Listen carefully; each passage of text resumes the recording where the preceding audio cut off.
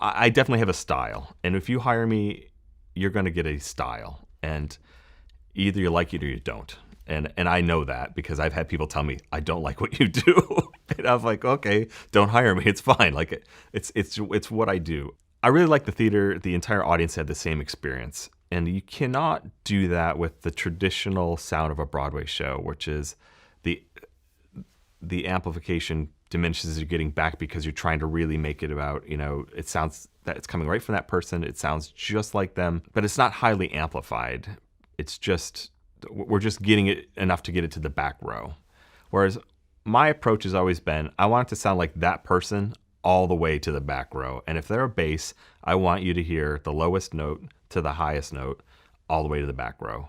So it requires a lot of PA to do it.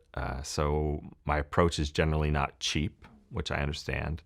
I like a three-way system. I like infrasub to subwoofer to tops. So if I can run a show down to 20 hertz to 20K, I will do it. And like my dream is to do like something hip hop that I can really like get the thump going. I cannot stand compression for the sake of compression. So my style is generally very dynamic. So it can go from 70 to 100 in a split second, which requires a lot of trust in the musicians, the performers, and my engineers. I'm like, let the orchestra shine. We've already heard the words. We know what they're saying. So let's let it rock. And so generally by the time we get to the dance break, the bridge, you're going to be like, yeah, this rocks.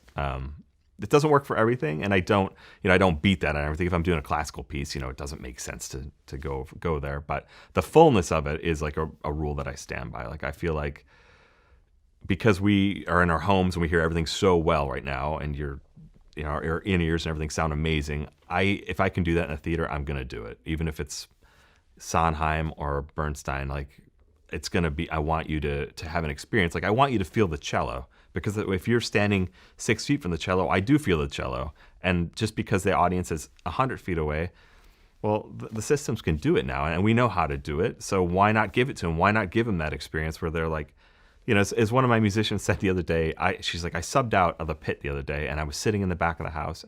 And she's like, there's nowhere to hide. I can hear every instrument. And I'm like, yeah, there's 18 in the pit. And she's like, well, yeah, but I mean, I hear all the saxes. And I'm like, well, yeah, that's how it should be, because that's how the conductor's experiencing it, so I want the audience to experience the same show. One of the best practices I have is not EQing the microphone, but finding the place for it.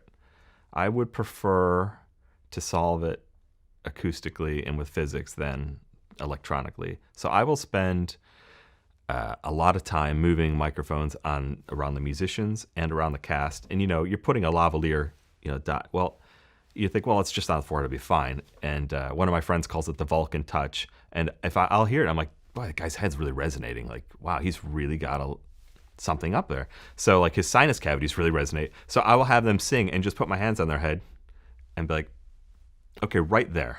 And like move the mic there. And they're like, what the hell are you doing? Like, why you got your hands on my face?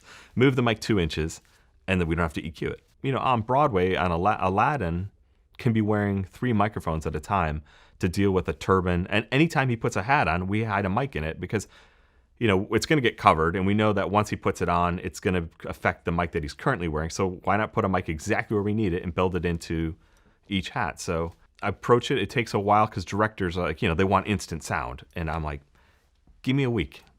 And then, you do find out, okay, when they're in this chorus situation, we do need some compression on the chorus group to help balance, because someone's doing a backflip while someone's doing this, and she's singing the high C, and I really need that. So, here's how we're going to fix that, because my engineer can't be touching 120.